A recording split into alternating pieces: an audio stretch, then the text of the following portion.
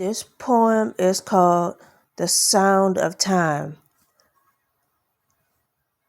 The clock ticks, the clock talks, the alarm clock beeps. Oh no, I can't go back to sleep because if I go back to sleep, I will run out of time. The cuckoo clock has a bird I hear hourly, day after day. I also hear the clang on the grandfather clock, which I also hear it hourly.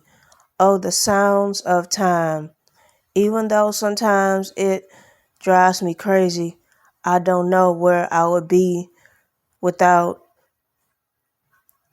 time being on my side. I would be lost, but I have God on my side, and I know I am not lost and I am not forgotten. This is a poem that I wrote called The Sound of Time, and I hope you enjoyed this poem, and thank you for listening. Have a great day, and be safe out there. Until next time, see you later.